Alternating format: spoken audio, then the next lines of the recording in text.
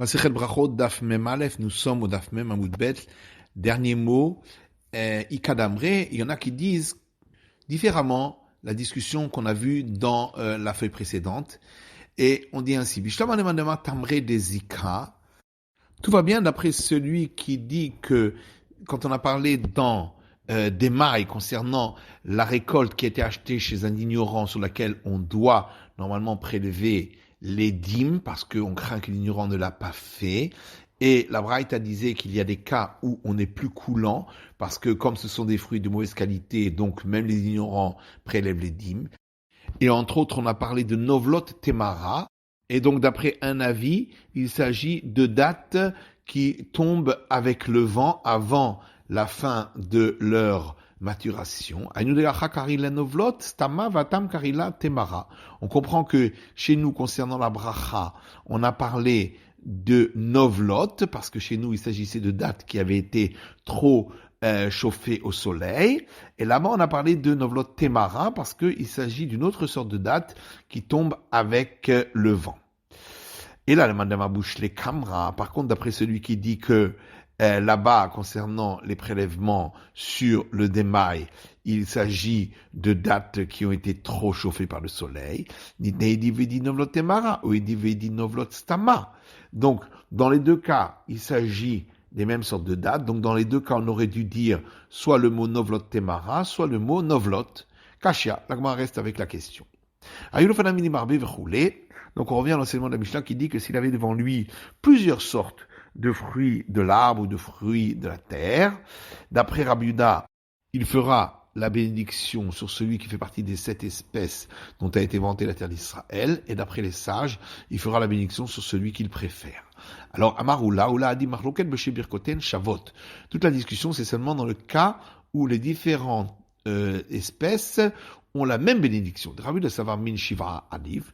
Dans ce cas-là, Rabbi Yehuda dit, puisque on va faire que sur un qui va rendre quitte les autres, alors c'est préférable de faire sur celui qui fait partie de cette espèce. Et les sages disent qu'il vaut mieux faire sur celui qu'ils préfèrent.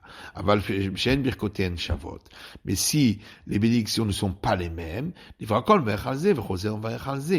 tout le monde, on fait la bénédiction sur l'un et on fait ensuite la bénédiction sur l'autre, et donc il n'y a pas de préséance. Mais là-dessus, la Gemara objecte. S'il avait devant lui du radis et de l'olive, il fait la bénédiction sur le radis et il rend quitte l'olive.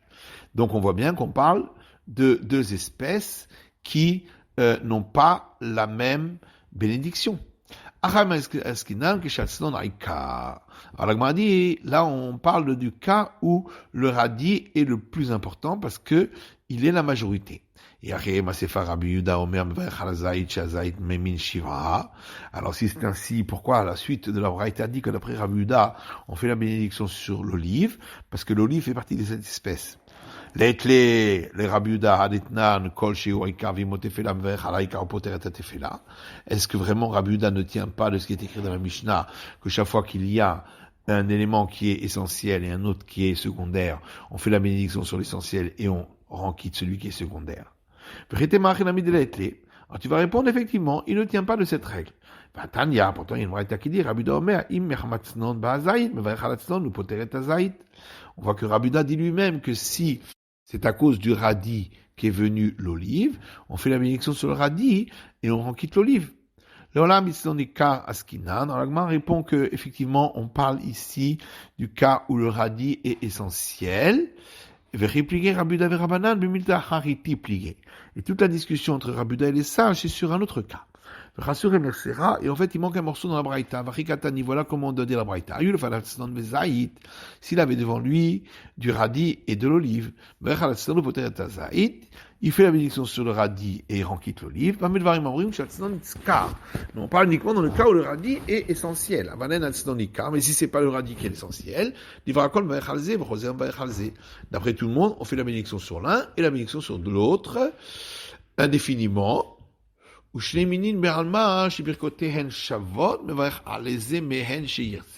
Et dans le cas où il y a deux espèces en général qui ont la même bénédiction, là on fait la bénédiction sur celui qu'il préfère. Rabbi Yehuda Omer vechala zaït, shazaït min shiva. Et d'après Rabbi Yehuda, on fait la bénédiction sur l'olive parce que l'olive fait partie des 7 espèces. Pligema Rabbi Ami ve Rabbi Yitzhak Napacha. Et à ce sujet, il y a une discussion entre Rabbi Ami et Rabbi Yitzhak Napacha. Chanama machloket b'shibirkoten shavot. L'un dit que la discussion entre Rabbi Yehuda et les sages, c'est dans le cas où la bénédiction est la même pour les 2 espèces. Rabbi Yehuda savar min shiva adif. Dans ce cas, Rabbi Yehuda dit on donne la préséance à celui qui fait partie des 7 espèces.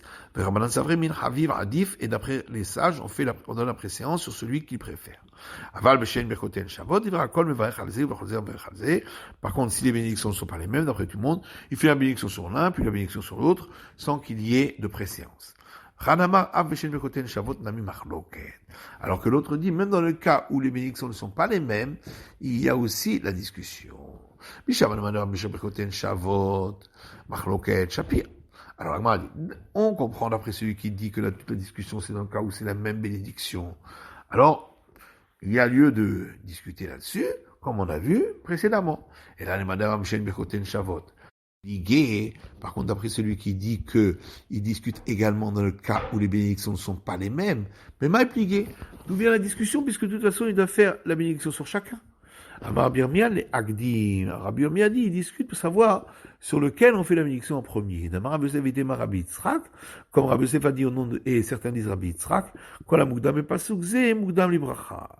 Tout celui qui est avant l'autre dans le verset concernant les 7 espèces, eh bien, on doit faire la bénédiction sur lui avant. Chez Neymar, comme il est dit, Eretz Rita ou Sora vegefen uten averimon Eretz Zeit shemen udvash, une terre de blé, d'orge, de raisin, de figues, de grenades, une terre de olive à huile et de miel. Donc on voit qu'il y a un ordre dans le verset. Au Pliga de Rabbi Hanan, et en vérité, c'est en discussion avec l'avis de Rabbi Hanan. D'abord Rabbi Hanan, parce que Rabbi Hanan, lui, il dit qu'on n'a pas ce coulo le shi'orin ne'emar. Que tous ces versets, il parle de cette espèce. En vérité, il vient nous dire que de chaque espèce, on déduit une des mesures de la Torah, mais en vérité, il n'y a pas une qualité spécifique à ces espèces. Et donc, comment on apprend ça de chaque espèce? Chita, pour le blé, dit Nan, ça s'applique à ce qui est écrit dans la Mishnah. Là, c'est Beta Menuga, celui qui rentre dans la maison qui a reçu la lèpre. Vekelav ketefav, et ses vêtements sont sur ses épaules. Sandelav vetabeota beyadav, et ses chaussures et ses bagues sont dans ses mains. Hu vehen temein miyad. Lui et eux sont impurs immédiatement. Par contre, s'il était habillé de ses vêtements, et ses chaussures étaient à ses pieds, et ses bagues étaient à ses doigts,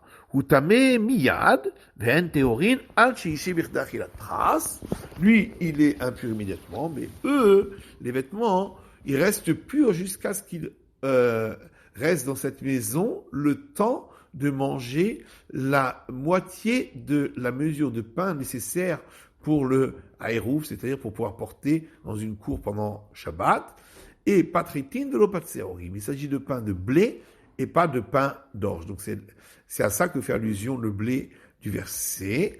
Mais ça veut beliftan, et on parle lorsqu'il les mange en étant accoudé, et lorsqu'il les mange avec un accompagnement. Serora. Alors quand le verset parle de l'orge, ça s'applique à la mesure suivante. Dites Nan, qui est marqué dans la Mishnah, Etzem ki serora metamim magar ou bemassa, que un os qui a le volume d'un grain d'orge rend impur celui qui le touche et celui qui le porte, veno metamim be'ohel, et ne rend pas impur ce qui se trouve sous le même toit. Geffen, quand le verset parle du raisin, c'est pour la mesure suivante que des révéritiaïn le nazir. Pour celui qui est nazir, qui a fait le vœu donc, entre autres, de ne pas boire de vin, ni de tout ce qui sort de la vigne, eh bien, il reçoit la flagellation que s'il a mangé ou bu l'équivalent à un quart de log de vin. C'est pour ça qu'on parle ici du raisin. Te'ena, et quand on parle de la figue, c'est pour la mesure suivante, qui est le Shabbat, que pour celui qui porte à l'extérieur le Shabbat, il doit apporter le sacrifice que s'il a porté le volume d'une figue sèche. Rimmon, et quand le verset parle de la date, c'est pour la mesure suivante, qui est écrite dans une Mishnah. Kol keleba les batim, tous les ustensiles qui appartiennent à des particuliers, shi'oran kerimmonim. La mesure trou qu'il y aurait dans ces récipients doit être celle qui permet de faire sortir à travers ce trou des grenades, et dans ce cas-là, le trou est suffisamment grand pour que le récipient ne soit plus considéré comme un ustensile et donc perde son impureté. Eretz Zeit Shemen, et le verset continue en disant un pays d'olive à huile. Rabbi Yosef bar Mechana, et Rabbi Yosef bar Mechana dit, on déduit d'ici Eretz Shekol Shi'ureha Kezetim, que c'est une terre dont toutes les mesures qui correspondent aux mesures pour les obligations ou interdictions de la Torah, c'est le volume d'une olive. Kol Shi'ureha Salkanatar, alors la Gemara dit, est-ce que vraiment ça s'applique à toutes les mesures? Pourtant, on vient de rapporter Hanar, les cas prévus précédemment, où la mesure, c'est pas une olive. Des Amran, c'est donc ce qu'on vient de dire. Et là, Eretz, Shirov Shi'ureha Kezetim. Donc il faut expliquer qu'il s'agit d'un pays où la majorité des mesures concernant les règles des commandements, c'est les olives. Des vaches, donc le dernier mot du verset, c'est le miel, il s'agit du miel de date, et ça fait référence à la mesure suivante, qu'à côté Vetagasa, Beyom Kippourim, que celui qui mange le jour de Kippour le volume d'une grosse date doit apporter un sacrifice. Veidach, alors que d'après l'autre avis, dit Hane Shiorin Behedia Miketive, est-ce que ces mesures sont écrites explicitement dans le verset? Et l'ami des Rabbanan, en vérité, on les a appris par nos sages. Ukras Marta Be'alma, et le verset ici n'est qu'un appui, mais en vérité, le verset vient nous apprendre que les espèces sont des espèces particulières qui ont une importance particulière parce que ce sont les espèces dont a été inventée la terre d'Israël. Afrizda et Ravamnuna vuyade biserudata. Afrizda et Ravamnuna étaient assis à un repas. Avec tous les kamayou tamré verimone, on a apporté devant eux des dattes et des grenades. Chakal Ravamnuna barich a tamré beresha. Ravamnuna a pris un fruit et a fait la bénédiction donc sur les dattes en premier. Alors Afrizda a dit, est-ce que vous ne pensez pas ce qu'a dit Rav Yosef, et certains disent Rav Yitzhak, que celui qui est écrit en premier dans le verset a la préséance pour la bénédiction. Or, les grenades sont écrites dans le verset avant les dates. Alors il a répondu, la date, elle est en deuxième position après le mot Eretz, qui veut dire pays, alors que la grenade en cinquième position après le premier mot Eretz, qui veut dire pays. C'est pourquoi la date passe avant la grenade. Il lui a dit, qui nous donnerait des pieds en fer, et ainsi nous pourrions rester tout le temps debout pour te servir, et ainsi nous pourrions apprendre de tes enseignements. Itmar, on a l'enseignement suivant. Si on apportait devant eux des figues et des raisins, au milieu du repas.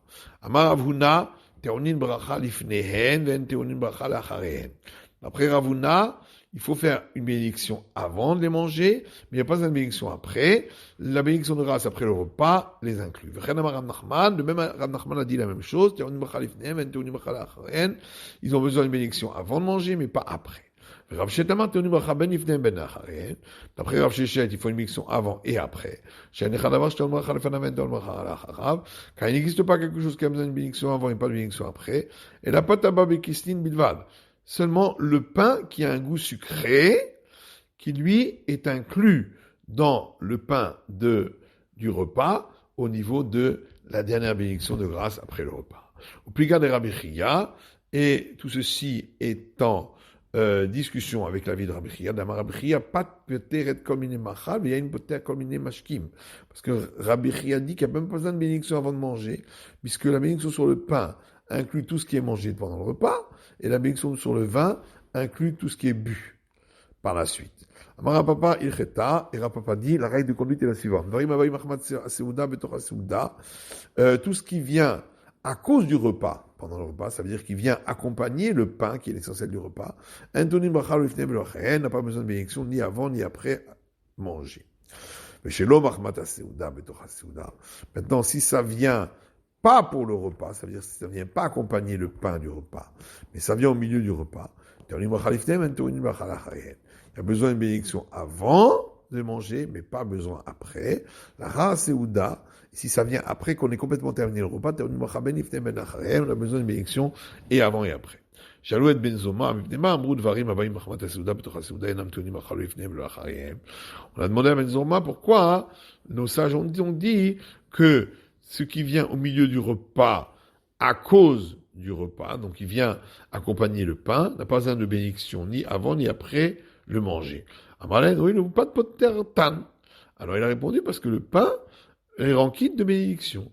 Yahi, yainami niftere pat. La Gemara dit, mais c'est ainsi, le vin qu'on boit pendant le repas devrait être également dispensé de bénédiction avant de le boire, puisque il est dispensé par la bénédiction qu'on a fait au départ sur le pain.